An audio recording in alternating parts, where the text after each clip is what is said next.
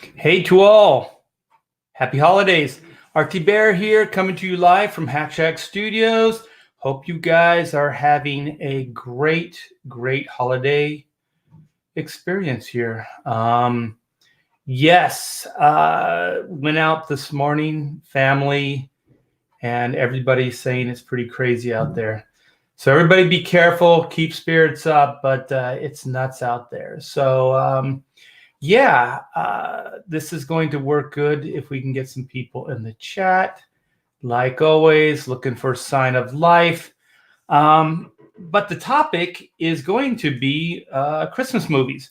Christmas movies, and I want to hear what you guys have to say. And I am going to give you kind of the best and worst of what I think are Christmas movies, and see what you guys have to say about that. I also have some runners up. It'll be interesting to see what you guys think. We have Gus, Tyler Bush, how be you? Oh my gosh. Hey, Kevin, hold on for a sec. Hold on for a sec. I'll be right back.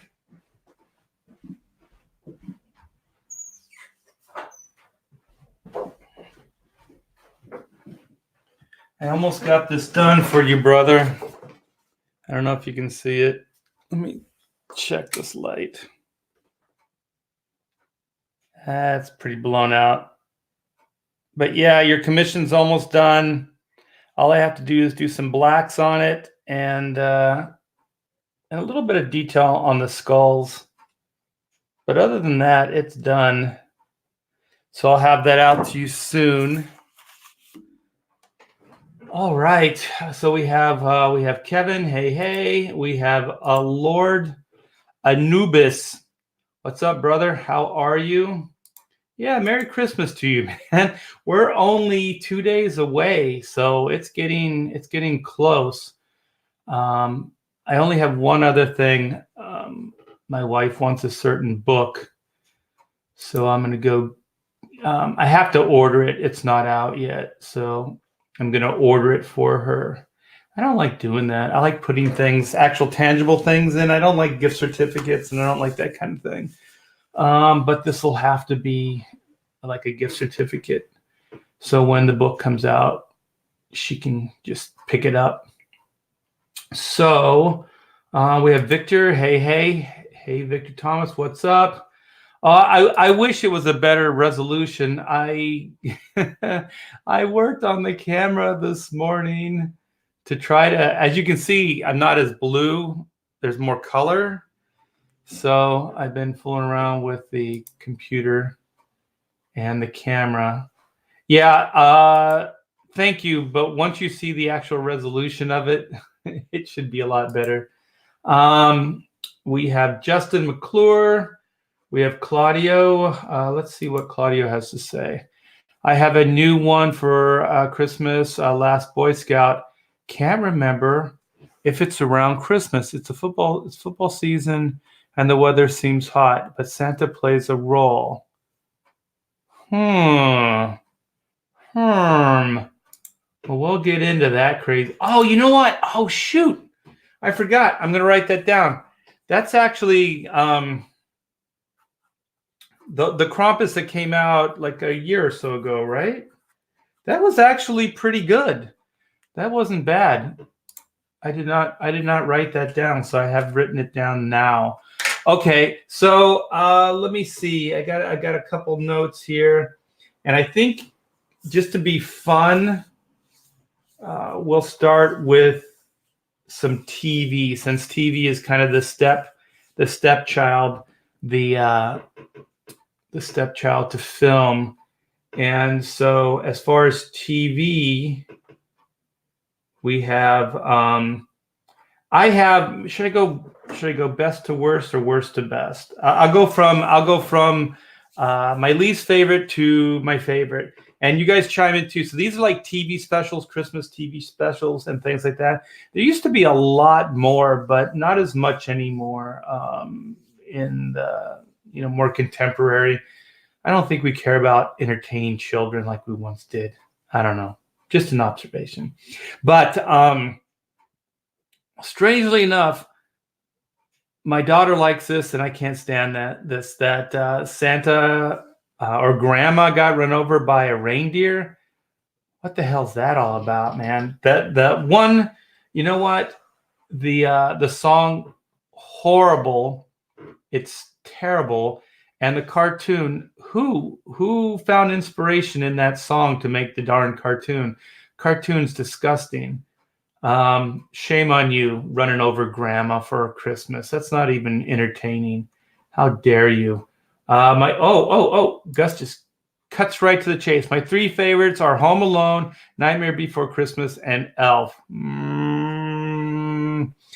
Elf. I'm gonna write it down. We can talk about it, but not a big Elf fan. But now we're talking. I do like Nightmare Before Christmas, but let me best Christmas movie, Mork and Mindy, Silent Night. I don't remember ever seeing it. Okay, but for me, as far as cartoons and TV is concerned, I'd say numero uno, well, not numero uno, but the last on the list would be Peanuts. I don't know, it's just iconic. That darn scrawny tree at the end and them all singing around the end, it just warms the cockles right here. I don't find much entertainment in Charles Schultz, I guess, Peanuts stuff. It's iconic. I guess I always thought like the idea behind it was kids acting very adult or kids being neurotic. So maybe it was ahead of its time just as far as neurotic children. But I was never a big Peanuts fan, but I do like the Peanuts Christmas special. So that would be the bottom of the list. And then I'm kind of surprised at myself that Rudolph, the Rankin Bass, is as low as it is. But I don't know. Like it holds up, but there's some weird parenting in that movie. And Santa Claus is kind of an a-hole. He's kind of a jerk in that. He's kind of a jerk in the same way that Obi-Wan Kenobi is.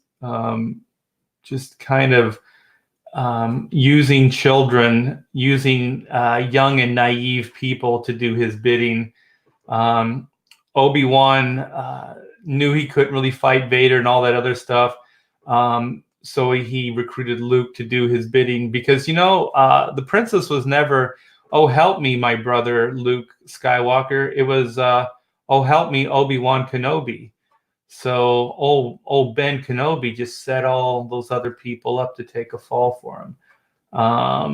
The best Christmas. Oh man, you guys are cutting to the chase, man. You guys are moving too fast. The version of Christmas. Oh, holy shit! You guys are stepping all over my show here. These are all things I've had prepared, but I can already tell we're very, very like-minded as far as where we're going here. But I wanted to talk to about Christmas, like TV Christmas stuff. Wait. Oh, I thought you said there was a Kiss Christmas special. So is that Kiss the band? Ooh, I gotta check that out. No, I haven't seen that yet. Okay.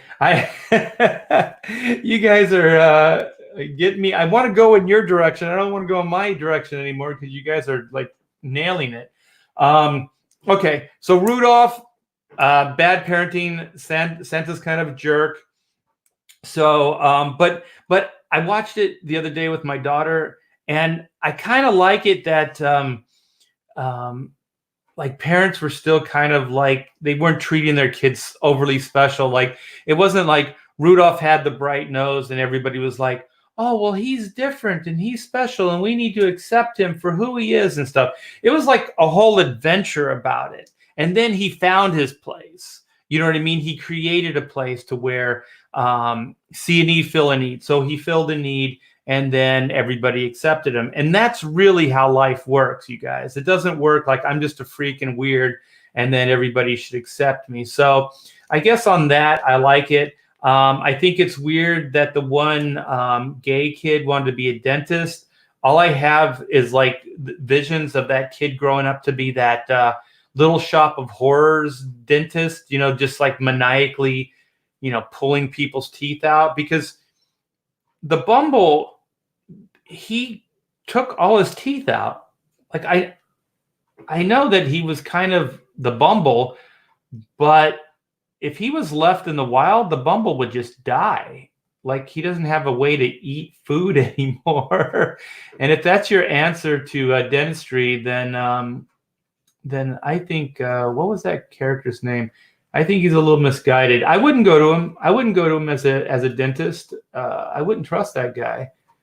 What was his name? Derby, Serby. I don't know what his name was. Oh my gosh. Okay, Gus. I'm gonna have to start moving faster for you guys so I can keep up. Yeah. So my next one is Santa. Santa Claus is coming to town, and that's another Rankin Bass, and I think it's from 1970. So around that time, I think is when that Rudolph was made as well, and I don't know. I think it does a pretty good job of explaining Santa for kids, like how the whole mythology works, the details, like all the silly questions you have as a kid, like how does this whole thing work? And so they basically write the origin of Santa Claus, and also Jessica, Mrs. Claus, Hooba Dooba. I'm telling you right now, man, when she was young, she was hot. She was a hot little claymation redhead there, and I don't mind telling you, I had a little crush. She was well endowed. She was hot. Okay, so I'm gonna cut to Gus Tyler Bush's hands down, man. Hands down. See right here, my hands, I'm putting them down. I don't know what hands down mean, but that's what I'm gonna do. I'm gonna put my hands down. Yes. Oh my gosh, man, that movie is great.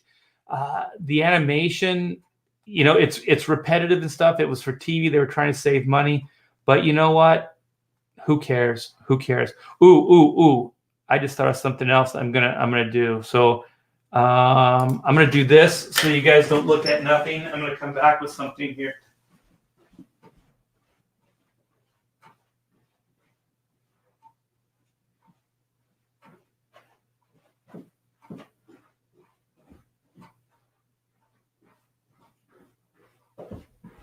Oh man, I forgot. I moved it. I can't find it. But I have a cool Grinch animation cell from that movie, and I thought it was still on the wall, but it's not on the wall. I moved some stuff, so I apologize for that lapse. I was trying to do some show and tell stuff here for you guys. Yeah, that thing's hands down genius. I love the design work. I love how they took the kid's book version of the Grinch, and then it definitely has like this Chuck Jones vibe to it, stylistically. I thought it was pretty good. I thought it was killer. Ooh! I just saw a. Yeah, okay. We got Mark C. Thank you so much for the $5 super chat. Does anybody remember the Santa Claus movie from the early 80s with Dudley Moore? When I was looking into stuff, I saw that. I don't know if I ever viewed that movie. Yeah, John Lithgow is like he's an evil corporate dude, and Dudley Moore is an elf, right? Is that any good? Maybe I'll have to see if Netflix has it and watch it with the family this year. So thank you so much, Mark C., and thanks for turning me on to that movie. Yeah, when I was looking at Christmas movies, kind of doing a little research for the show, I saw that up there. I thought you were talking about the one with Tim Allen, which I'm going to get into. So I guess we wrapped up the Grinch. One thing about the Grinch, though, the animation, the TV Grinch, the cartoon, is way better than the Jim Carrey Grinch. I'm sorry if I'm stepping on any Jim Carrey Grinch fans, but I think condensing it down to that half-hour format, it works, man. All the visceralness of it and all the heart, it works. It works real quick. But when you have to spread it out for 2 hours, it just kind of loses the heart. I think it just felt like they were just fleshing it out and just making the show and the idea like boring. I thought it was pretty boring. The movie, the Jim Carrey movie. There's Xmas. Yeah, shoot, man. I wish I still had some of the stuff. I got some animation cells and some drawings from the first Simpsons Christmas special, because wasn't there like a dog, right? There was I can't remember the story now, but it was they were betting on like these race dogs, these dogs that were racing, and I think Homer brought the dog home to his kids for a Christmas present, and I have some cells from that as well. I used to collect animation cells in the day. Hey guys, we got Sheldon Martin in the house. Hey Sheldon. We have the Central Scrutinizer Christmas movies like Scrooge, Christmas Vacation, and Lethal Weapon. Scrooged, we could talk about that. I liked it, but I'm such a big fan of a specific A Christmas Carol movie that everything else pales in comparison. But I do like Scrooge just because it's really meant to be funny, and it's more contemporary. And I'm just a big Bill Murray fan. So Scrooge didn't make my list, but it is good. Kiss Save Santa from Family Guy episode. Yeah, somebody mentioned that, I think, earlier. I'm going to check that out. That's one good thing about you guys in the chat. You turn me on to new entertainment. I think the other day there was some new music that you guys turned me on to. Rudolph found his place on the dinner table as the main course. Is that a story? Is that a thing? Did Rankin Bass do that? There are some pretty horrible Christmas stuff, which I'm going to get into as well. Star Wars Holiday Special. Yeah, that was pretty bad. Batman. What? No one's going to mention the Batman Mr. Freeze special? When did this happen? I think you're making stuff up right now.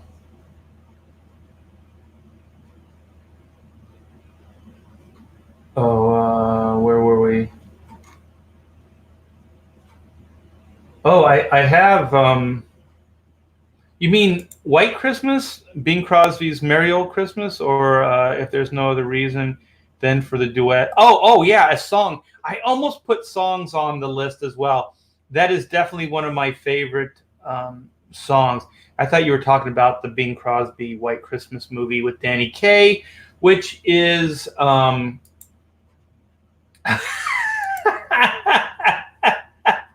Sucker Punch isn't even a good movie, period, let alone a Christmas movie. You are lying, my friend. That is a flat-out lie. Aren't you old enough to know Santa? That is true. That is true. I did know my father, and he was a killer Santa. That man worked all year to give us a Christmas. Oh, no, you didn't. You did not like this movie. Okay. Oh, yes. Thank you. The Jim Carrey Grinch is trash. I agree. I don't even know why they attempted that thing. The cartoon is flawless. I mean, animation being what it was, but as far as story and just the pace of the story is good. Is Groundhog Day? You know what? I'm not even going to go to you, Durakin, anymore. Edward Scissorhand. I guess. Billy Bob and Bad Santa. I did like Bad Santa. Batman Returns. Is that a Christmas? That's not a Christmas movie. Okay, so I'm going to get into bad Christmas movies, and I hope you guys agree. Like they're bad for. I have them. They're bad for very personal reasons. You guys might not agree with this, but I'm going to screen share just to show you how ridiculous some of this stuff was. Okay, let's see. All right. There was a movie. It was called Santa Claus Conquers the Martians. And this thing was a joke. Aliens attack the North Pole. Who will survive Christmas? Hey, it sounds a lot better than it is. Although when I was a kid, I thought it was pretty badass. But it is really, really silly and funny. Hey, Pamela, you want to go off on a tangent for a minute? What kind of tangent? The kind of tangent that you're going to bring to the chat. Okay. Right now, okay, I have this list. Look at all my Post-its here. Tell them all the Post-its. There's a lot of them. Okay, so I went over TV. So we're doing like best movies, best TV, Christmas stuff. Uh-huh. And so we haven't got into guilty pleasures yet, but you want to get into a guilty pleasure? A guilty pleasure. My goodness. I got one. Okay, wait, hold on. Okay, I'm gonna stop sharing and go back. Okay, what one could that be? It's one of my favorites. And yes, that's it. I love unaccompanied minors. Oh man, the light's blaring on it. There it is, right there. I love it when they're in that hold, where there's all the lost luggage and they're singing and dancing, and it just does it for me. Okay, every year, you guys, this is a Thibert tradition. I can't say I dislike it, but it's definitely a guilty pleasure, and probably very few people even know that this movie exists. But it does have a ton of heart, and it has Lewis Black in it. Oh, he's hysterical. And if you guys are big Lewis Black fans, you'll appreciate this movie. Oh, and he turns around and looks at that one kid and he says, "Who trained you all? The Navy SEALs?" It just cracks me up. One of my favorite Christmas jokes with Lewis Black is he's talking about Christmas versus Hanukkah. And he says, because he goes, "We don't celebrate Christmas because we're Jesus." And he says it with such disdain. And then he said, Hanukkah, he goes, "Anybody who tells you Hanukkah is cool, they're wrong." He said, Hanukkah at best is a back to school holiday. You get paper and pins and all kinds of stuff, like notebooks and things for school. Yeah. But hey, it's 8. You get 8 of them. You get 8 really horrible gifts. And then you get a dreidel, which is just a top that you spin. And 5 minutes with the dreidel, and then you're done. If you're simple. Sounds like fun to me. If you're simple. But yeah, don't let Paul Feig, the director of this movie, stop you from watching this. So this is a lot of fun. And one of the kids is kind of a comic book geek. So it's kind of fun. So what were the high points of Unaccompanied Minors? Well, those two that I already told. And then when the dad is trying to get to them and he has to finally borrow some guy's Hummer.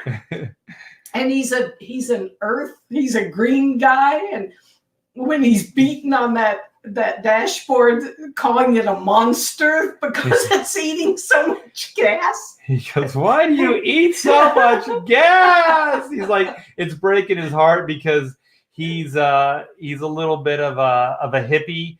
So what does he have? Biodiesel or something in his Volvo? Yeah. And so then he gets a Christmas tree that goes flying through his window. And so he can't make it to the airport to pick up his kids. so he has to borrow this guy's Humvee. And he's driving it, right, and he's looking down at the gas gauge, and he's got to pull over and get some gas again. He's like, why? He's hitting the dashboard or something like, you big yellow monster. You're a monster. It's just killing him because this thing is not very environmentally friendly. Oh man, you guys are getting it. Wait, what's this other Sucker Punch? Sucker Punch isn't even a Christmas movie. What is going on here? Wait, you guys are going off on this whole Sucker Punch. That's not even a good movie. No, Sucker Punch is not okay, Claudio. That is a really horrible, horrible movie. So do you have, okay, so what else, what would be your favorite Christmas movie since we have you? My total favorite is always A Christmas Carol with George C. Scott. Okay. I love that movie. I could watch it all year round. Yeah, it's really great. And some people in the chat are also agreeing with you on that. And I love White Christmas. It's not Bing Crosby, it's Danny Kaye. I'm a huge Danny Kaye fan. Yeah, it's a war hero, right? They're general or something like that. Right. Doesn't it start off with them in the war, right? And so the general like saves their lives or something, or does something, gets them out of a jam, right? No, Danny Kaye's character gets saved by Bing Crosby's character. Oh, okay. But their general is just this awesome man, and then they all get out after the war. Yeah, they survive the war, and then there's kind of like this bond between the two guys, right? Right, because every time Bing Crosby wants to do one thing, then Danny Kaye's character goes, "Oh my, where I got shot," you know. He guilt trips him, right? Yes. Yeah, they're like song and dance guys right after the war. Yeah. And so they go to what is it, like a B&B or something, right? Well, the general at the end, yeah, he now owns a ski resort. Ski resort, right? Yeah. But there's no snow, and he's going to lose everything. Right. So they step in and help save the day. They put on a show, right? Right. And they do the show to get people in because there's no snow, there's nobody that can ski or anything like that, right? So they put on this big show because I guess they're popular, right? Right. And then they could pack the house, they could bring people in, and they'll spend money, eat, and stay there for the weekend. And so then they do this big song and dance, and it's also like a trigibute to the general, right? Yes. And don't they have the platoon or whatever come there, and they all salute the guy? Yeah. Oh, I'm getting all wiggy waggy. Yeah, I'm getting all chills. Yeah. It's an amazing. Yeah, they all salute him and stuff, right? When he walks up to the singing, stage. We'll follow the old man wherever he may go. Right, and then at the end it starts snowing, and you know everything's going to be okay. Yes. Okay, so that's the White Christmas. Yep. Yeah. Back then, actually, movies made sense. Yeah. Okay. Holiday Inn is better. Oh, wait. Holiday Inn is better than White Christmas? Do you know Holiday Inn? Actually, no, I don't. I'm going to write this down. I have movies I'm writing down. Who's in Holiday Inn? Yeah, he'll get to it. So Jude, Danny Kaye. Wait. Oh no, he's talking about your movie. Danny Kaye saves Bing from a fall. Yeah, while falling injured on him, and is injured, and always brings it up. Oh yeah. That's what you're saying. He guilt trips him, right? Like, oh my leg. Yeah. Hey, Mikey Woods. Hey Art. Hey Mrs. Thibert. Hail the chat. Yes. Yeah. But yeah, that's a really heartwarming though, White Christmas. And isn't what's her name is related Rosemary to Clooney. Yeah, she's a little hottie. She's got a pretty killer voice too, right? She's singing not voice. As much of a hottie as Vera Ellen. I thought Vera Ellen was overrated.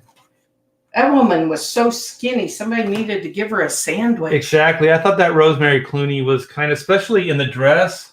She's a little. What is the cartoon character? Who Framed Roger Rabbit? Oh, Jessica Rabbit. Jessica Rabbit-ish.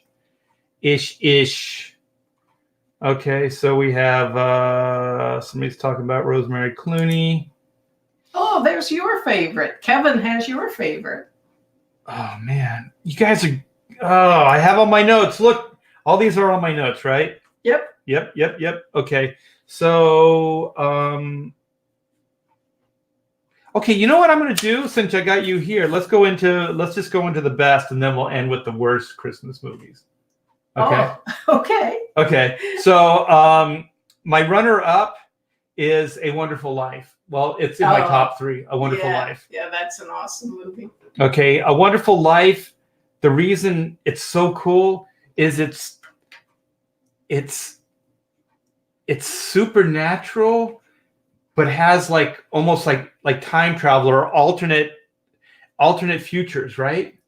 That are based on past events. So it's almost like time travel, and they give like an alternate version of what life would have been without this guy. Right. The angel comes and shows him. Right. That's why Clarence had never gotten his wings. And that's why we put bells on our tree and we shake them when we go by so that an angel gets his wings. An angel gets his wings. But the cool thing about it is it's a great story, but you don't realize that there's like these supernatural aspects. There's angels. There's like this divine intervention. Right. But it doesn't seem that way. It seems kind of like it's going to go in like this kind of dark place, but it doesn't. Or it does, but then it pulls itself out of it. And then at the end, the guy realizes that it's a better place with him in it, like that he did affect other people, and that people because of his just sheer existence. And the one thing is, it has this great good versus evil aspect to it as well, where he's fighting the powers that be. Basically a corporate entity, right? That's taken the heart out of home loans, and because he has like a family business that's a home loan, right? Like a right.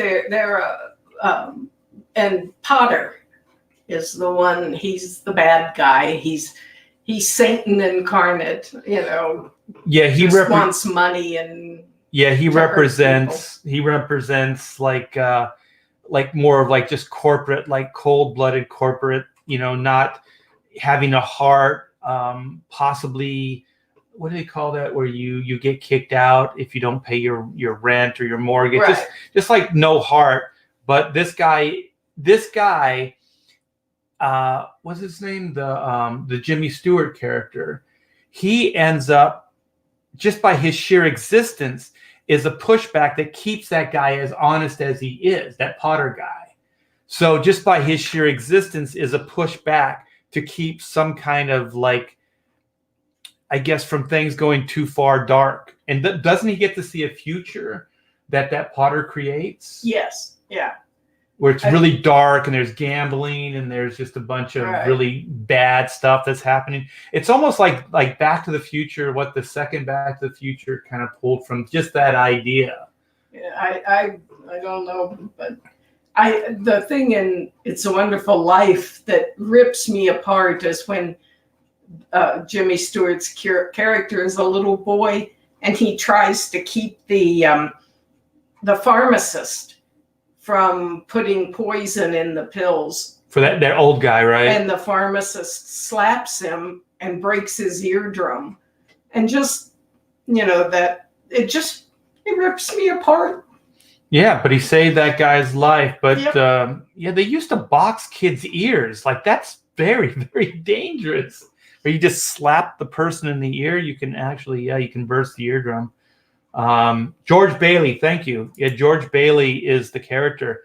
When he's running down the street, he's like, "Oh God, I'm getting all emotional." When he's running down the street, he's like, "Hi, whatever, and great day, savings and loan." He's just like running down, trying to get to his family. And then when he gets there, his brother's there and his whole family, and all those people rally and give him the money so that he can pay that. Potter stole the money. Yeah, he stole the money.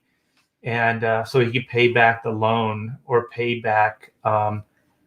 What was it? I guess pay back all the people, right? Because it was their money that got lost. It had to go to the bank. Yeah, to the bank. Yeah. So then the bank would have foreclosed on all the loans and Right. all the savings and loan, and then all hell would have broke loose. Yeah, so that's great. And oh my gosh, the way they bring that guy to the end, like to where he's going to jump off the bridge.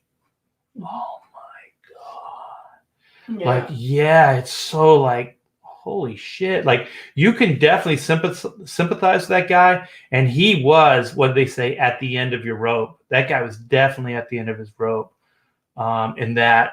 But yeah, and then I have Miracle on 34th Street, which is this one here. That was Kevin's favorite. Yeah. And oh my gosh, Natalie Wood.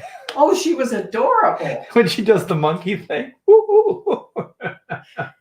Yeah, and that one is my favorite because I love courtroom dramas.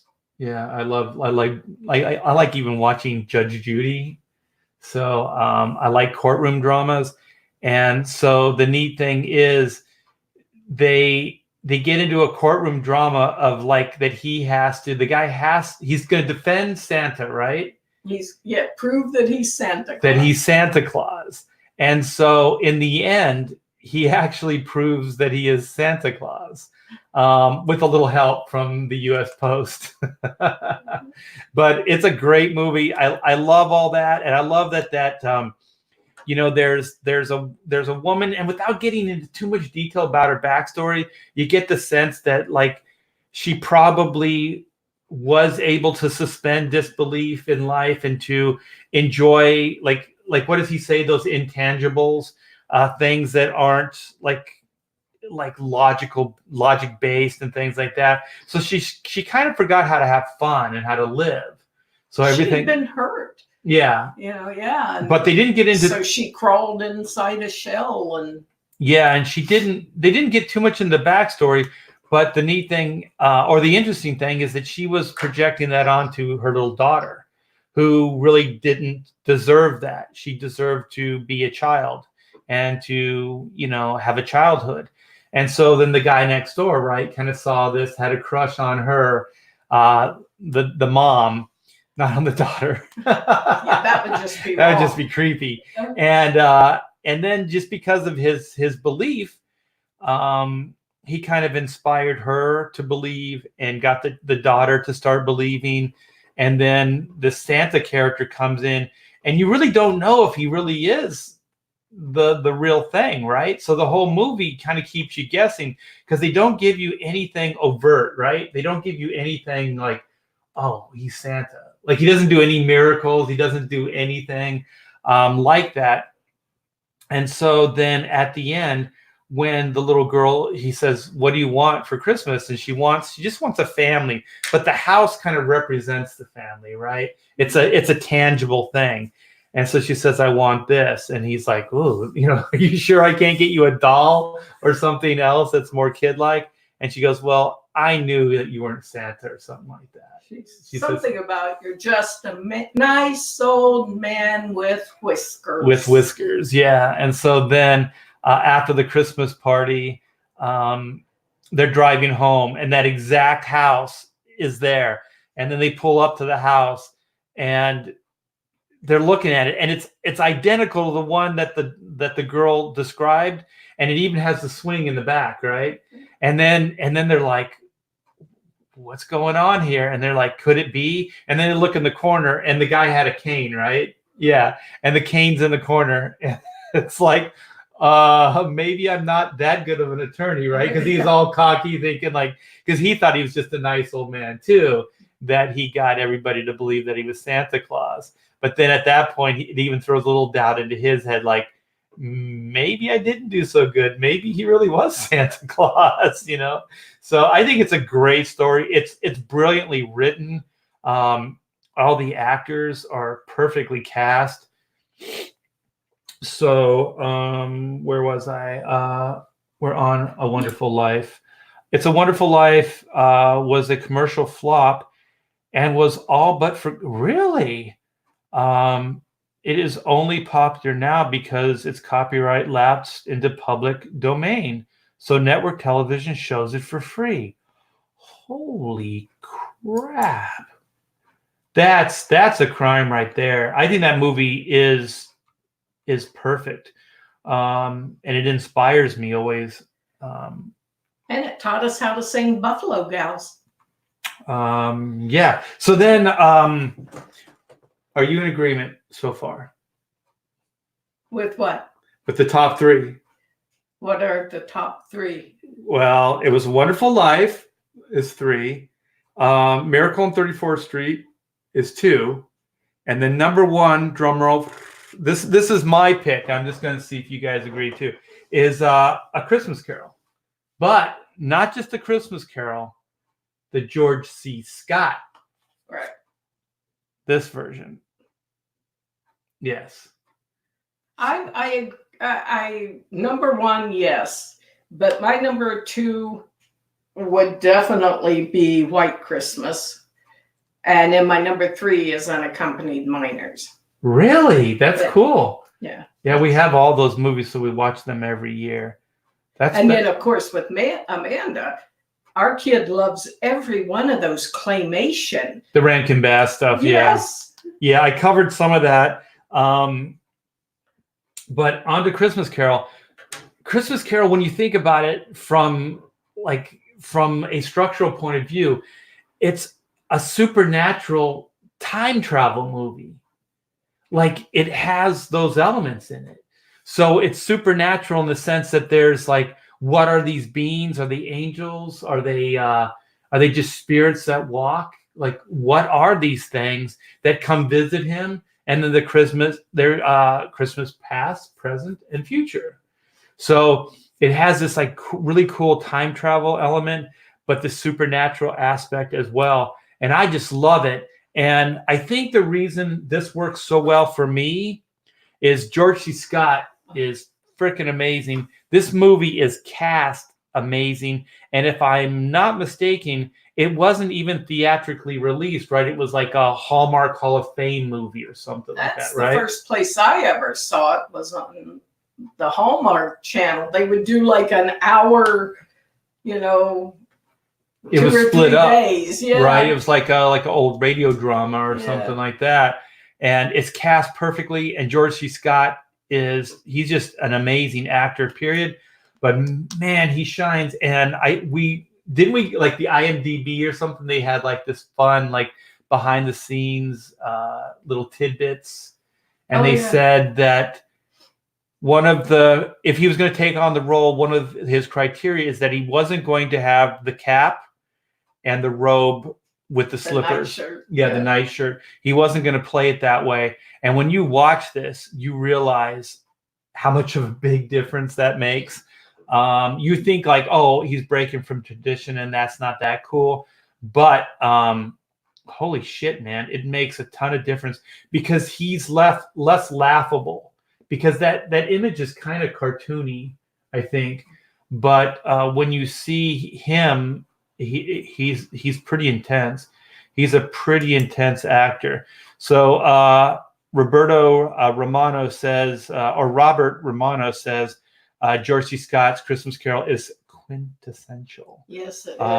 A version. I think I can't watch any other versions. I can't. We were talking about Scrooged earlier, and I can watch Scrooged just because it's a pretty far departure from it. But I can't watch any of the other versions. They just pale in comparison. The other one that I have been curious and I've never seen though, and it gets a lot of praise, it's an old black and white version. I don't know if any of the actors are of note, but I've read enough articles and they say that movie is pretty phenomenal. Yeah, I've never seen that one. Yeah, one of these days. What? No Muppets? Yeah, you guys, I'm sorry, man. I can't do it. I can't take it seriously. It's such a kick-ass story for me. It almost feels like I can't make a joke out of the idea, or have fun at its expense. Victor Thomas says, I have to go, Art. You and your family have a wonderful Christmas. You too, Victor. Do you have any other guilty pleasures or top picks? Just off the top of your Right noggin? off the top of my head, no, those are my faves. I do like, and it's not really a Christmas movie, I don't think, but I do love Rise of the Guardians. I do love that. Ooh, I think we have it here. Let me show, in case you guys don't know. I don't know if you'd classify this as a Christmas movie, but this thing tanked at the box office. It's brilliant. It's dark. Yeah, it's really, really well done. Like I said, I don't know if it's a Christmas, but it does have a lot of heart, and there are Christmas aspects to it. Well, Alec Baldwin is Santa, and Hugh Jackman is the Easter Bunny. So he's got the down under, and the Easter Bunny is this big buff rabbit that, beats. He throws boomerangs. It's pretty cool. He's like an Australian. He's like an Aussie. He's going to put a couple shrimps on the Barbie. I like that one too. I love that movie. We end up watching these at this time of year. Wait. Patton Oswalt is Ebenezer Scrooge? No. Where are we going here? This is a mockery. You guys are mocking my George C. Scott. Watch it once, guys, and you will go, oh my golly, this is an awesome movie. There are places that it just breaks your heart, and there are places where he makes me laugh, where he tries to when Marley comes back and he's telling himself that, oh, it was something I ate, just an undercooked potato, a blot of gravy, mustard or whatever, some bad gravy, yeah. And then I like, what does he talk? He says, I don't know if it's in the original. Whenever I have some downtime, I want to read the original book, but where he says, to the one spirit, he says, you're awfully hard to have a conversation with. It's future, right? Future, because he doesn't answer. Death never speaks. But yeah, he says, you're devilishly hard to have a conversation with. Yeah, there's some wit in there, but there's humor, but it's not at the cost. And I think when you watch the George C. Scott version, the humor helps the character cope. So he has that kind of edgy type of humor. But I think it's just to help him cope with things that he is having a hard time with. Because if you notice, whenever he does the jokes, it's usually when he's very uncomfortable with the situation. So he makes a joke. You want to read this one? Read this one. Which one? This one. Jude. Oh, and hear me out. A Christmas Carol is a lesson on why you should avoid peyote. I just wanted to see you. That's funny. Yeah. Or a blot of mustard or an undercooked potato. Apparently, they can make you hallucinate. Yeah. I was playing this the other day. You heard parts of it, right? You were like, what are you listening to? And Comicsgate did a version. Malin put it together of A Christmas Carol. Oh. And I think they got a hold of an original radio version of it. So it's like set up like a radio show. Oh, how fun! So it's one of those stories that adapts. No. My daughter loves this one, but I can't. Mickey's Christmas Carol with Scrooge McDuck. Oh, Amanda likes it. At least he laughs. But Amanda, I think, really loves that Grandma Got Run Over by a Reindeer cartoon. I covered that. I can't stand it. It's horrible. The song's horrible. The poor movie's old Grandma's in a coma up in the North Pole. Yeah. I liked Rise of the Guardians, but it was dark for kids. It was. Yeah. It was a very dark movie for kids. Yeah.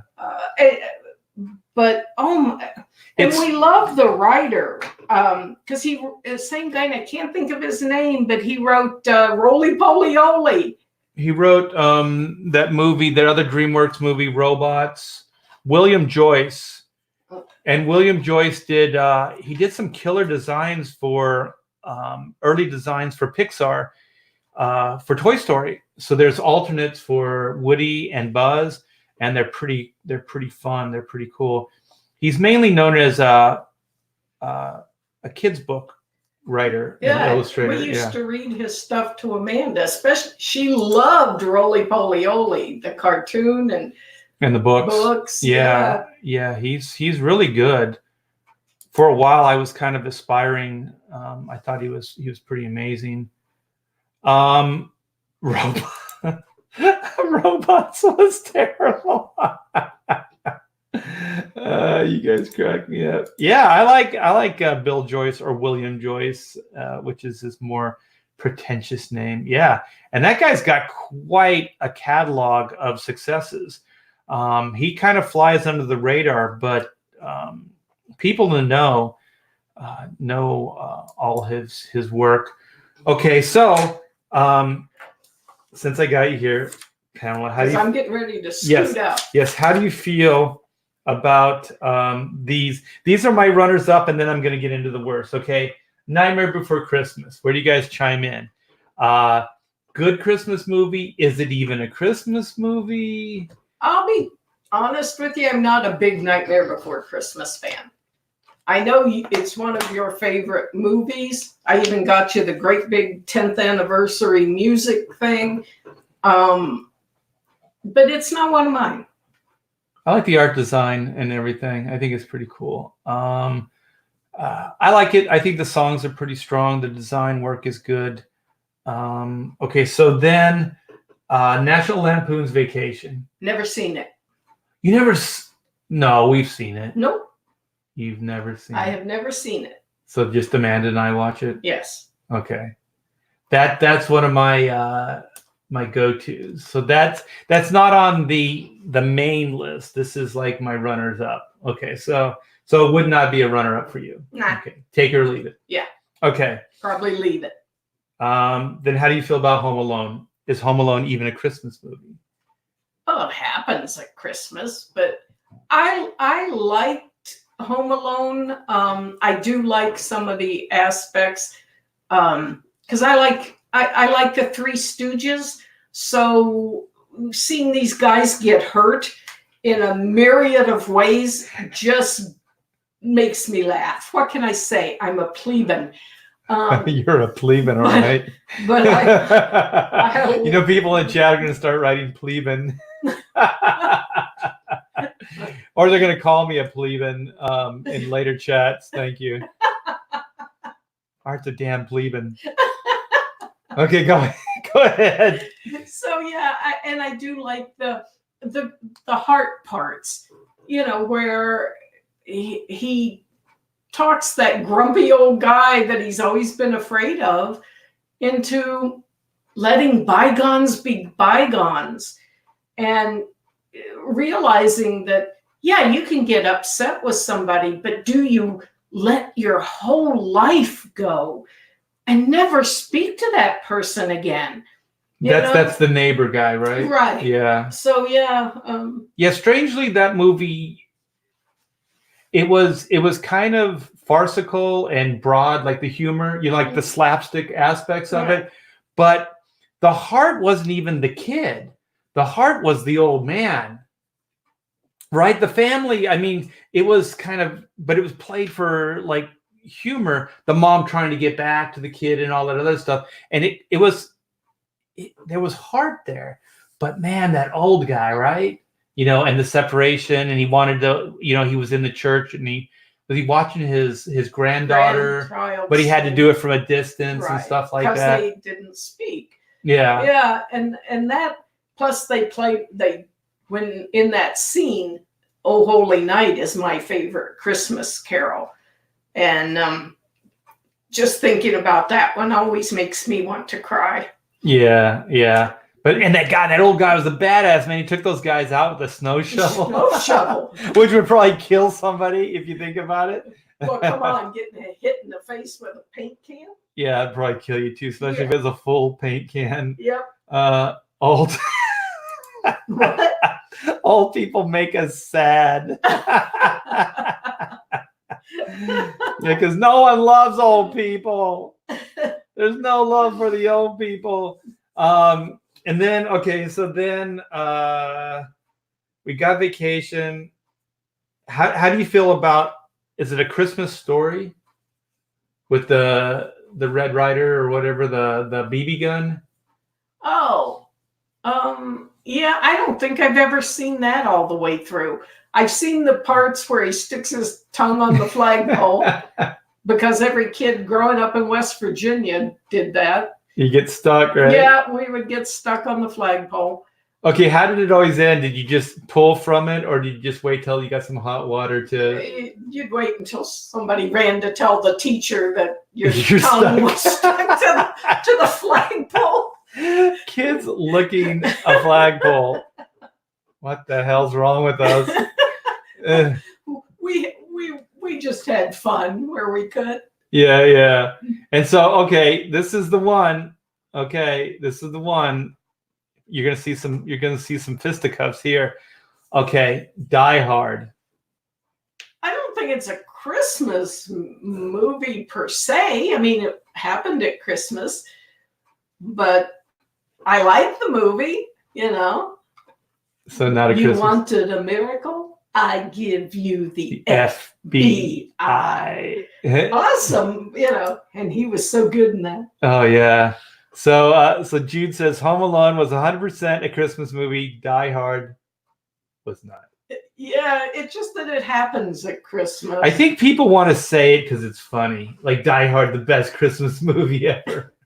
Well, come on. It's better than Gremlins, where the dad dies. Oh! Shimmy down a... Okay.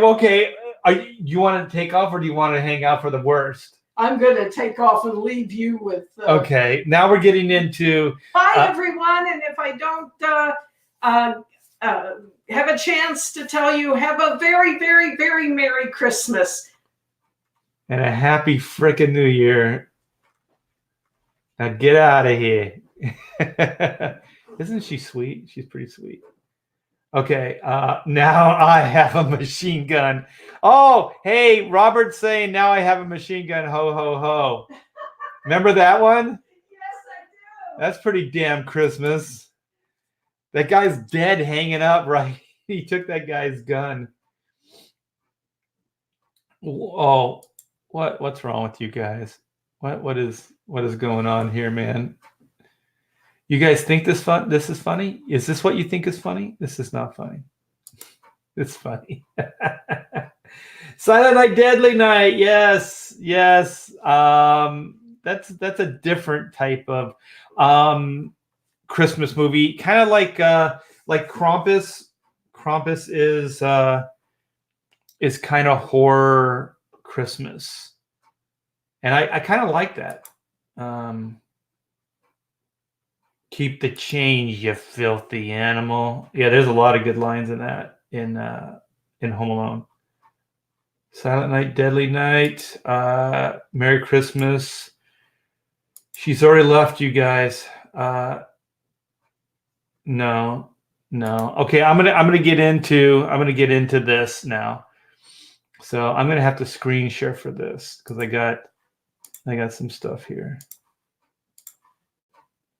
Okay, so I was getting into Santa Claus Conquers the Martians. Now we're getting into like what I think is bad Christmas movies, and some of these I'll go even as far as to say they should never have even been made.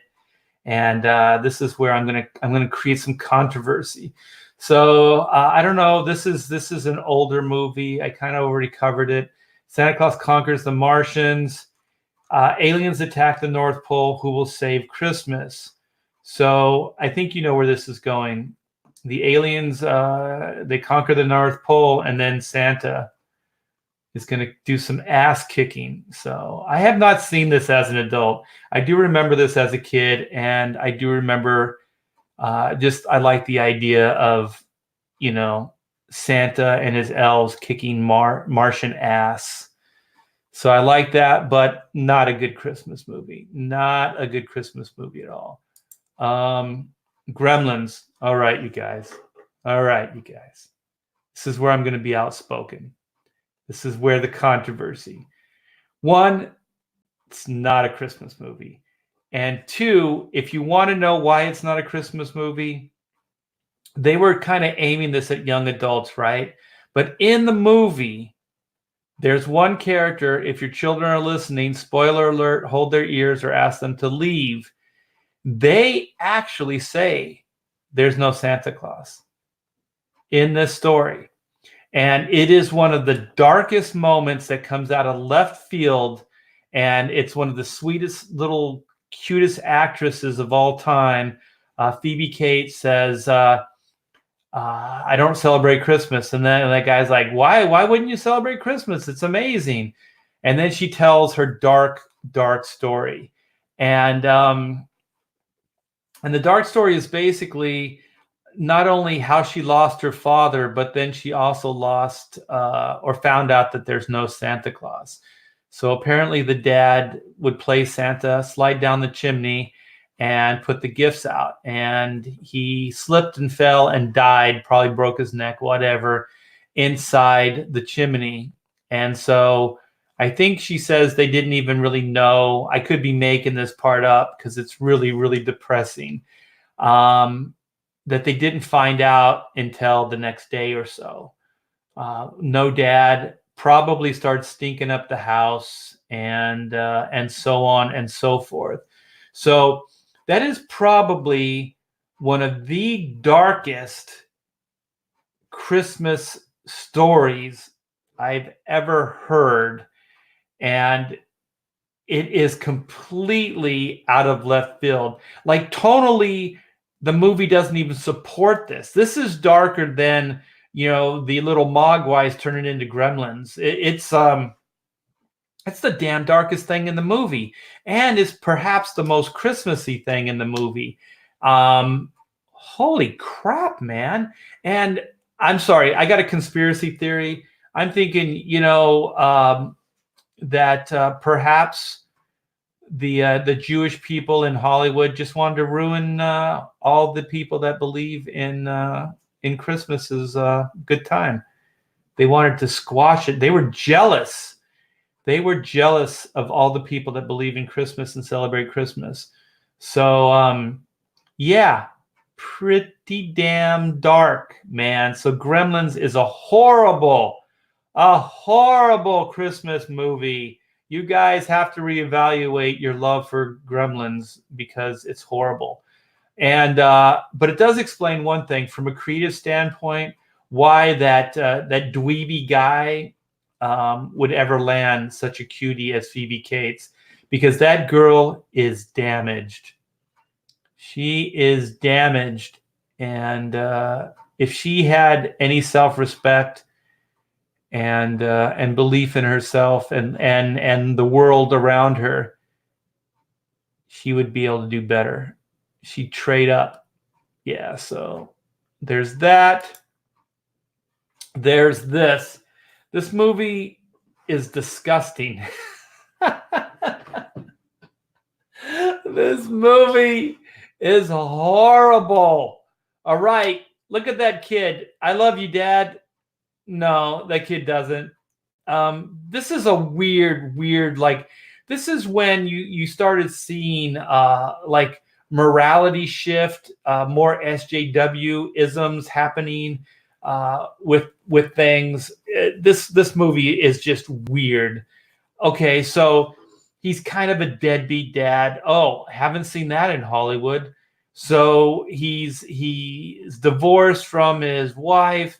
I think he gets the kid for Christmas, and so he doesn't really know what to do with the kid. He's not really a good dad. And so then they hear a sound, and I think he's like, hey, what are you doing up there? They see somebody in a red suit. He slips, falls, breaks his neck, and dies. And then you find out the guy that was on the rooftop was actually Santa Claus. He was Santa Claus. So because Tim Allen's character surprised him, he slipped fell off the roof and broke his neck.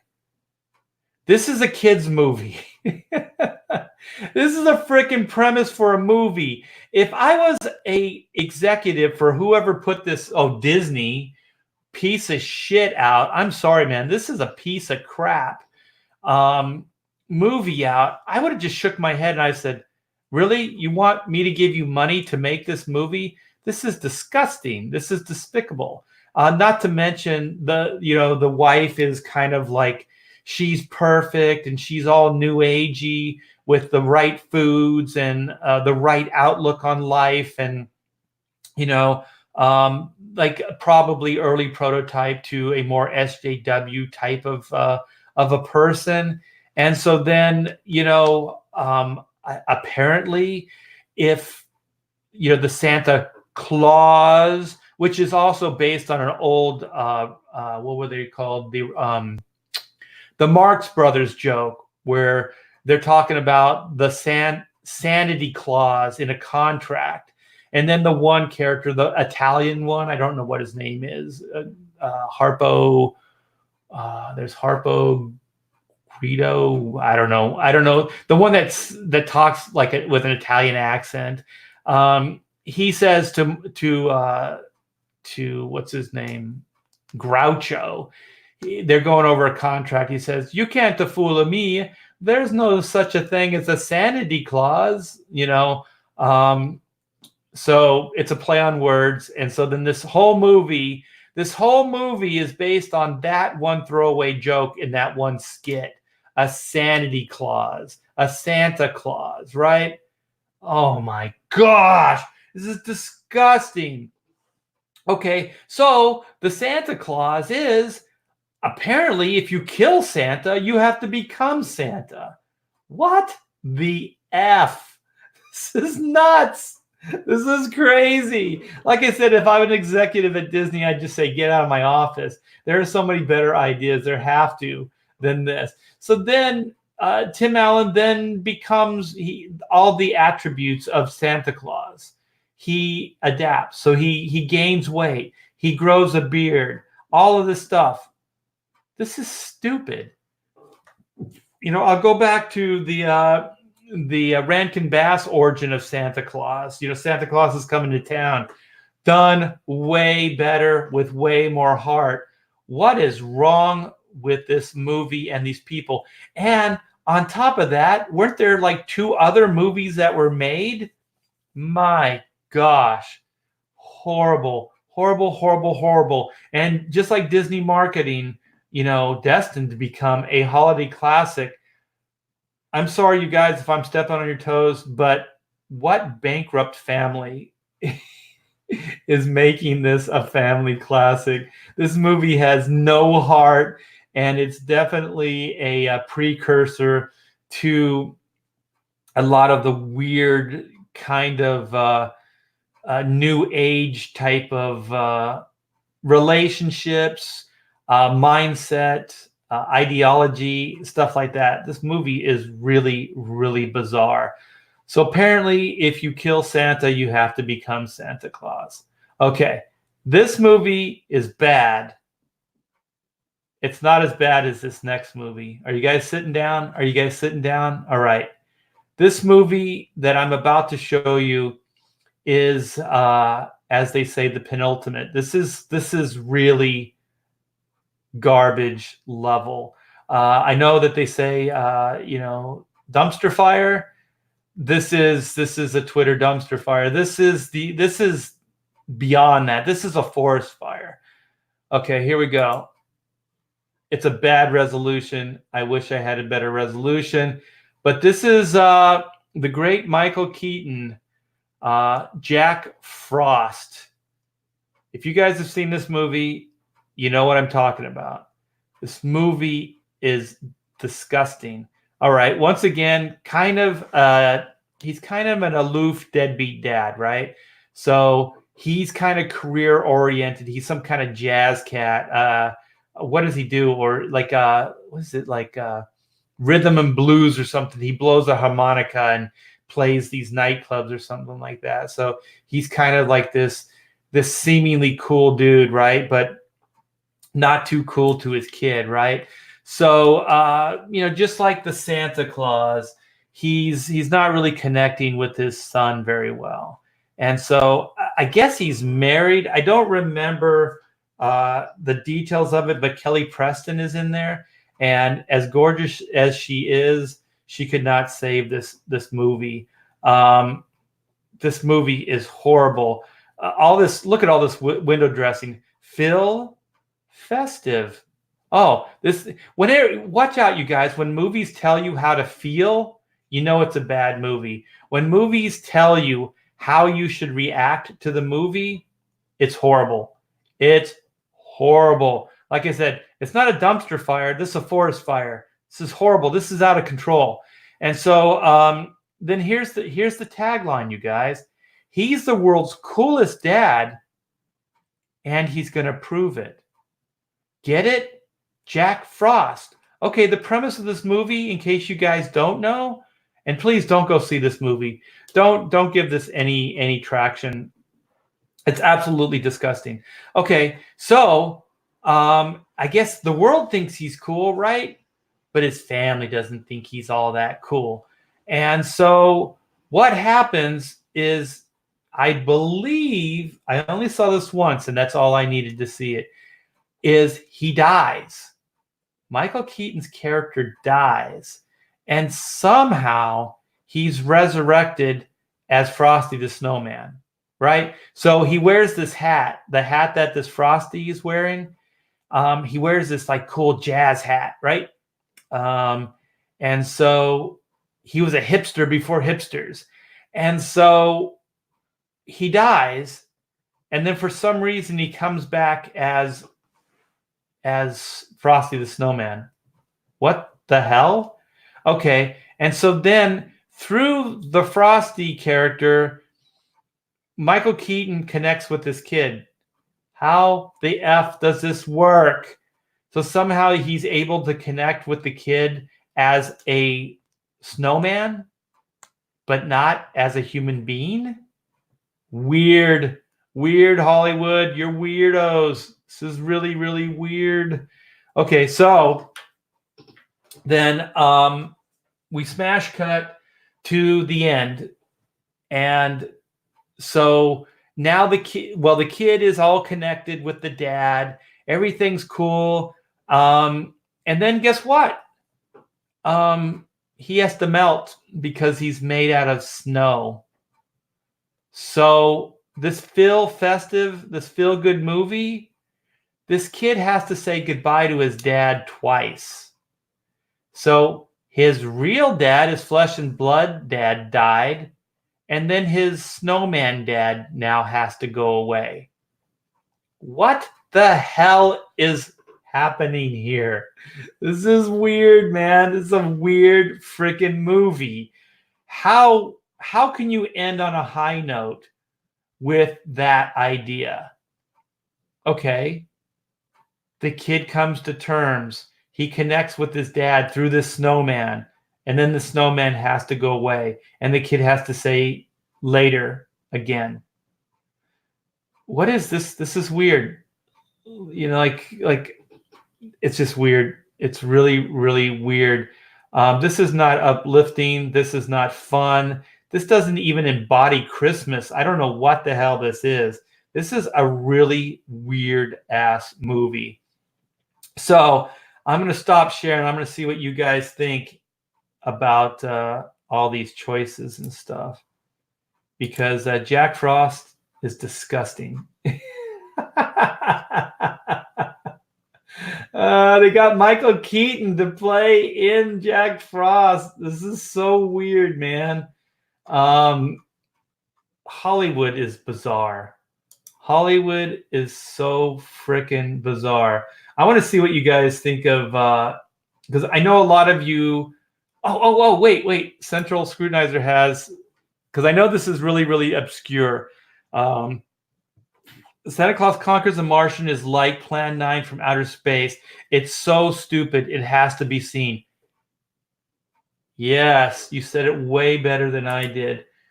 You buy Mogwai? Oh, Mogwai was a Christmas present. I know. It's Christmas time. It's a Christmas present. It's not a Christmas story. Gremlins does not uplift you at all. The coolest aspect to Gremlins was, and I thought this was really an interesting idea. It's like Scooby-Doo. It's trying to make like a horror movie for younger kids or young adults. Well, young adults can start going to see more scarier stuff, but like young kids. So it's a horror movie for them. And I think that it's a good idea. It has merit. I'm not even going to say I didn't like Gremlins, but as a Christmas movie, it is not a Christmas movie. And because of Phoebe Cates, sweet, cute, adorable Phoebe Cates, her little dark story, that movie could never be an uplifting Christmas story. Never, never, ever, ever. Because her story doesn't even like end happily. Like, she has some major damage. That girl needs some therapy. I don't know what Robert's talking about. He might be talking about Gremlins, since we're kind of in the Gremlin phase here. In the chat, that was perhaps the darkest out of all the movies that we're talking about. Phoebe Cates' story is perhaps the darkest I've seen in a Christmas movie. And it comes out of left field, man. Like, there's no setup to it. There isn't even a real point in the story. Like, it's just a throwaway. It just comes in, it lands like a bomb, it destroys the movie. Like I said, the only thing that it explains is that she's damaged, and it explains why that hot chick would hang out with such a loser like that guy. You know, also, it's weird, like, that movie almost seems like it was written for a younger kid, not like a guy that's in his early 20s. Like, that guy had a job at a bank. Like, he's like with this cute little stuffed toy. The Mogwai's singing to him, and he's all taken by it. That movie's kind of weird, you guys. If it was a younger guy, maybe a more kid, you know. But and also the dad's buying that gremlin, the Mogwai, for his son. Your son's 20. You know. Gremlins or the Mike S. Miller origin story. I don't know, dude. I don't know what that means, but it's funny. Trading places. You know, some of you guys are just like throwing stuff up, man. Just throwing it up, seeing what sticks. I like it, though. It's hilarious. It was days later when... Oh my gosh. I just saw that as like this part as well as like, oh, you know what? You know, the wife is storming around. It's like, oh man, you know, your father forgot to pay the gas bill. It's so freaking cold in the house, and it's the worst storm, you know, ever to hit whatever town. And so it's like, well, don't worry, Mom. I'll light a fire. And so she lights the fire up. And then you just get the worst, you know, back, you know, like the smoke can't go out, and then you start smelling Dad, and oh my gosh, whoever wrote that hates Christmas. Whoever wrote that scene, I suspect, is probably Jewish. I say that as a half-ass joke, but Steven Spielberg is Jewish. Hates Christmas, man. Hates Christmas. Sheldon says, I respect your opinion, Art. You're wrong, LOL, but I respect it. I think we're still talking about Gremlins. Wait. Did it just jump? Is this what I wanted? Yeah. What was that really bad one with Santa Evil with Goldberg? Evil Santa with Goldberg. Oh, I don't know. Maybe somebody in the chat. Yeah. Man, she was freaking smoking. And she wasn't exactly that innocent either. What was of the time? Was it Fast Times at Ridgemont High? She shows her perfect bosoms in that. Man, she married Kevin Kline. I guess she wanted a guy that could make her laugh. Oh, you jumped. Yeah, yeah. Sweet Baby Christmas. Yeah, that was a Christmas present for all. I was probably 16, 17, 18. That was the perfect movie. And actually, it felt really of the time. It felt legit. Disagree with Gremlins? Okay, I'm going to have to move past this. I like Phoebe Cates in Date with an Angel. Does she show off her assets? Bernard, wasn't that in Santa Claus, right? He was the one elf or something. And is he the same actor that's Poe in the Star Wars movies now? Trading Places, I'll have to give it a shot. It's gonna make the list, you guys. Let's see how Christmassy Trading Places. I'm gonna do a marathon Christmas viewing with the family, and they're gonna like it because all your suggestions I'm going to make them watch. I thought everyone loved this movie. Gremlins? I think they love it, but I'm talking about as a Christmas movie. Like I said, it has merits. I enjoyed it, but as a Christmas movie, it fails miserably.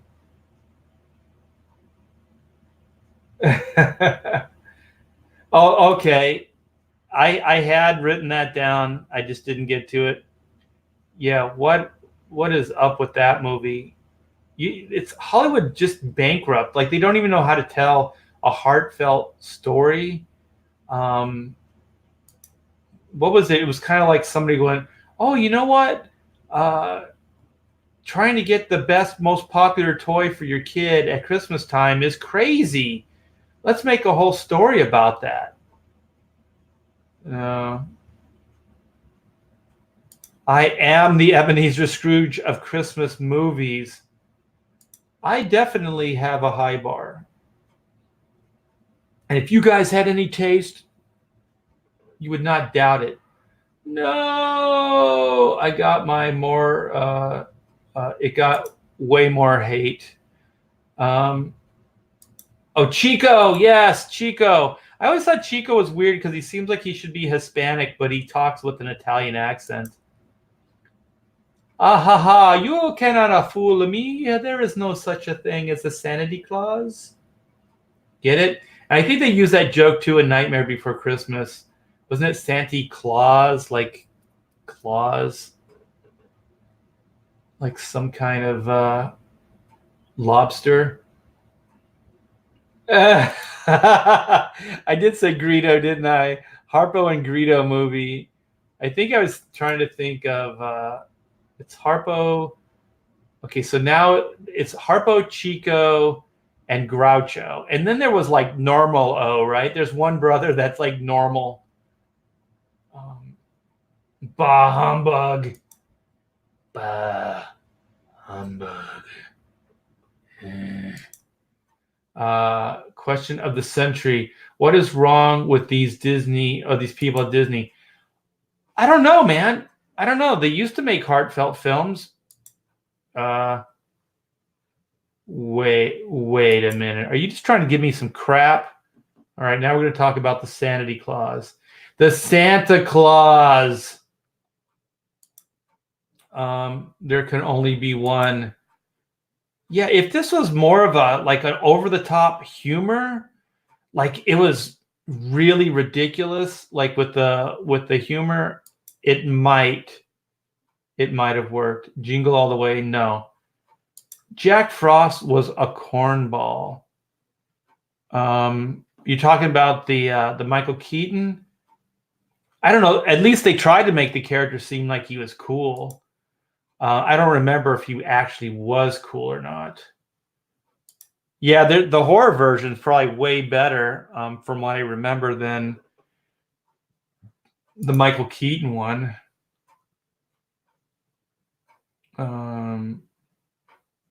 Okay, Die Hard 2. Die Hard 2 was cool. Die Hard 3 was absolutely horrible. That was the one where they tried to make it into a buddy film, right? I barely remember Jack Frost. Yeah, keep it that way. I'm sorry I brought up bad memories. Central Scrutinizer, Jack Frost may well be the worst Christmas movie, if not for the existence of Jingle All the Way. I don't know, Jingle All the Way was pretty bankrupt in a real commercial, like whorish or hoish way. But it didn't try to be like, I don't know, overly sentimental. Like that Jack Frost tried to tug at the heartstrings and did it in such a horrible way. Like the loss of your father, the death of your father at Christmas time. We don't need this. We don't need this story. And it didn't have a good payoff. Like A Wonderful Life, some of those other movies, they have a really good payoff. This did not. The journey was not worth it. I'm sorry, Michael Keaton. I read a note in, what is this? If you read the note in the Santa suit, you become the new Santa. He didn't kill him anyway. He startled him. Yeah, that led to his death. Yeah. Yeah. Involuntary manslaughter. All right, dude, you want to play the semantics argument? It's still not a cool kids movie. It's horrible. Santa Claus dies. And is this how we're saying that the new Santas take their place? Like, why can't we just say Santa's immortal? He's the spirit of Christmas. Why do we have to try to explain why there's new Santas or why Santa's been around forever? That he dies? No. Chris Columbus. Okay, Chris Columbus wrote and directed it. He's not Jewish, but he was in pretty tight with Spielberg at the time. Joe Dante directed it. Yeah, I don't know. It was more or less a joke, you guys. I wasn't really meant to be serious. Hey, we have Joe Cool. Ho, ho, ho. Elf was a good movie. You know what? I have it. Yeah. It was an entertaining movie. I did enjoy it. But I think I kind of have a problem with Will Ferrell. He's a great supporting character. I don't like him as a lead. But in Elf, it worked. I think Elf worked for me. The main thing was, what's his name? Khan? What is the actor that he thought was his dad? James Caan? I just enjoy that guy. That guy, he has this intimidating presence. I never know if he's going to be a horrible character or a good guy. Trading Places isn't a Christmas movie. It does show Jamie Lee Curtis topless. Trading Places has Jamie Lee Curtis topless in that movie? Is Trading Places... Isn't that that's the Eddie Murphy movie, right? I'll have to see that again. It's got a positive vibe. Set around Christmas, Jamie Curtis. I'll have to... That's the one where the two rich guys make a bet or something. And they give some guy like a bunch of money or something. I forget what the premise is. Yeah, it might be worth watching it just for that. Ernest Saves Christmas. Well, there you go. That's a horrible movie. See what I did? I set you up and then I took it away. You haven't watched it and love it. It has no heart. Love, past tense. I need to watch all the Ernest movies. I found Ernest very annoying. The Marx brother is Zeppo. Thank you, Zeppo. Zeppo Marx. James Caan, yes. Christmas Sleigh. Actually, just as a side note, my favorite Christmas song is "Christmas with the Devil" by Spinal Tap, and they were the musical number on SNL years and years ago, and they had the elves all chained up and they were pulling the sleigh. Pretty funny. Okay, negligent homicide. Yes.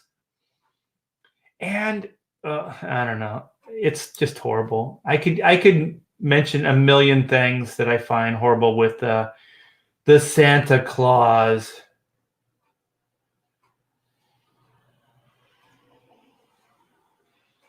Technically, he stopped an intruder from breaking into his house.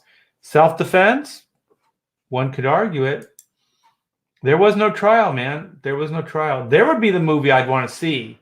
I'd want to see the trial of the murder of Santa Claus. I should pitch that to Hollywood.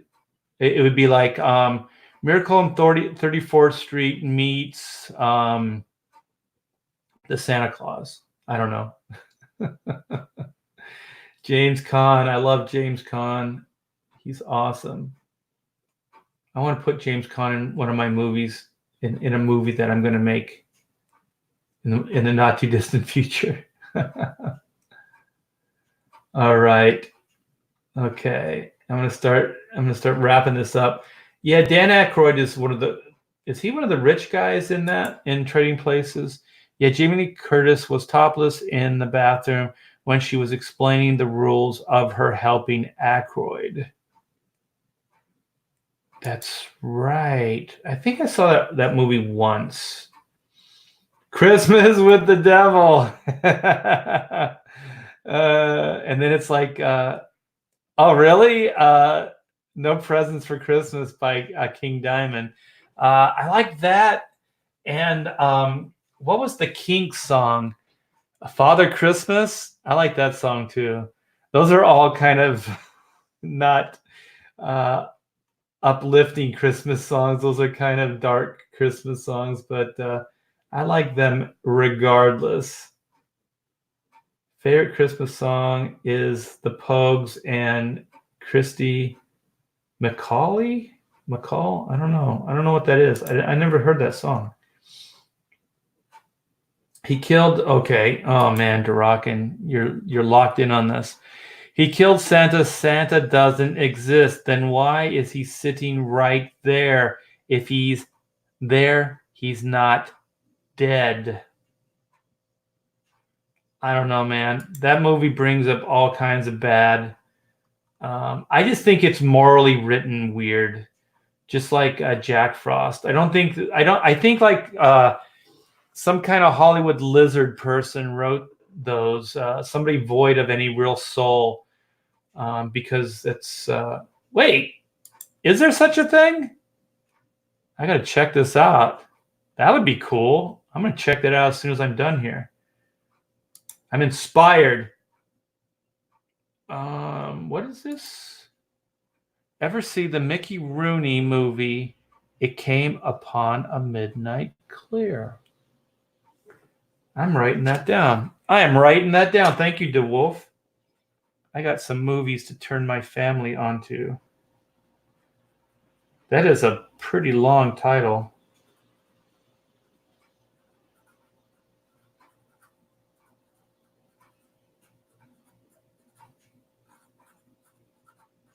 Yes. So I've already seen most of these, but I'm gonna bring them back out for the family. This will be the new tradition if they stick. So I got It Came Upon a Midnight Clear, The Krampus, which I have seen, and I did like. Elf is on a shelf for me. I may watch it again, but it's going to be the last one on the list. Holiday Inn, one of you guys brought up. I'm going to see that, and then I'm going to see How Trading Places, because I think I only saw it once in the theater. So I'm going to see that and see how it fares with all this Christmas stuff. Americans don't seem to have the same Christmas songs as we get in the UK. The Pogues, Slade, I like Slade, and The Wizard seem to mean anything to them. Don't seem to mean anything to them. Dead Winter. You know what I like? What is that damn... it's the orchestra, the whatever orchestra. What is it? The one that goes dum dum dum dum dum dum dum dum dum, and it's all orchestrated. What are their name?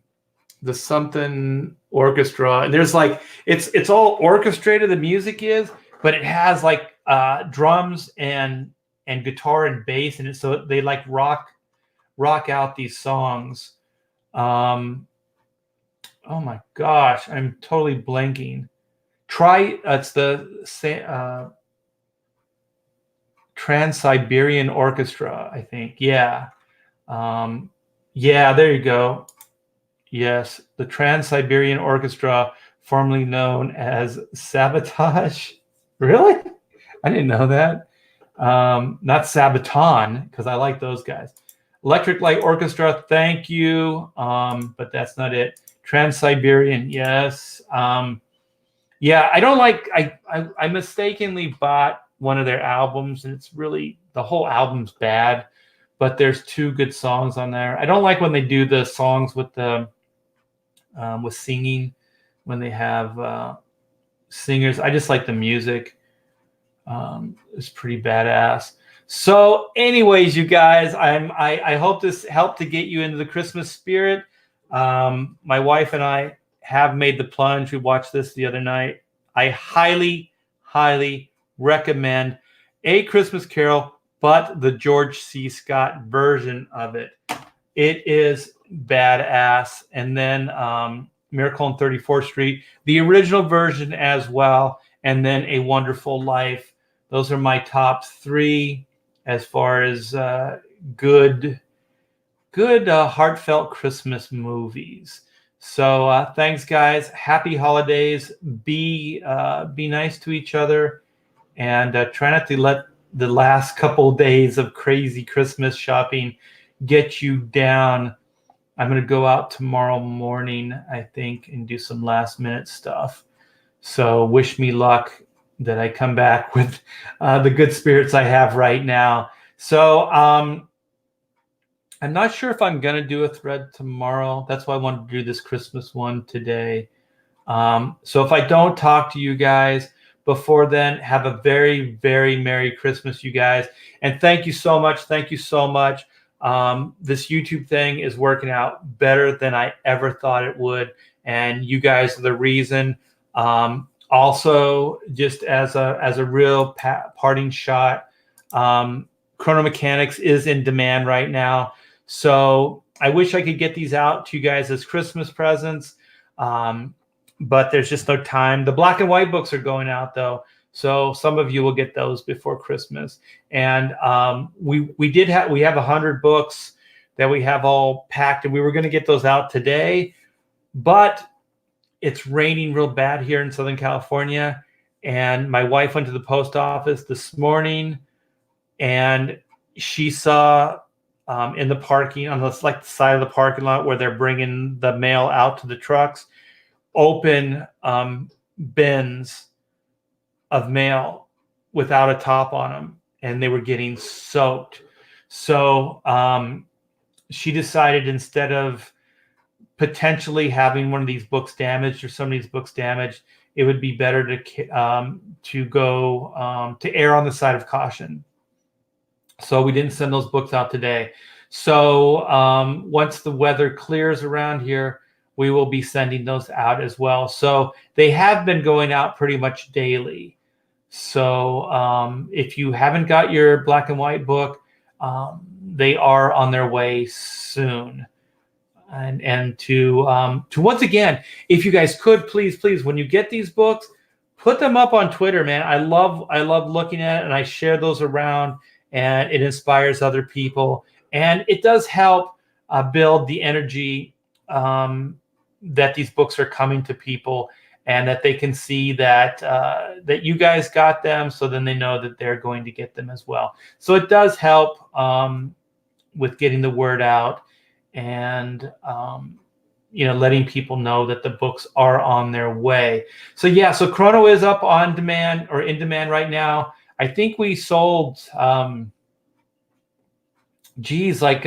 12 books since we went into in demand. So it's still doing quite well. And like I said, it's all because of you guys, because you guys are the ones that are supporting this. If it wasn't for you guys, I wouldn't be talking right now. I would just have my head down working, for DC, banging out product. But I'm not. I'm fulfilling an aspect of a dream, and it's all because of you. So you enable me to talk, to hang out with you guys, and to make these IPs, these comic books for you. So I really, really do appreciate it. And it's nothing short of a Christmas miracle that this stuff is actually happening. I mean, it's good product. I'm working my ass off on it too. But you work in a vacuum, and you have no idea if if you're going to reach a market or not. So you guys are really helping that happen, and I do appreciate it, and I will never ever take it for granted. So if you do get some time, go over. I believe the Chrono Mechanics link is in the description below. So go by, check it out, pick yourself up a book, and once again, like I said before, heartfelt Merry Christmas to you guys. So take care, and I'll see you later.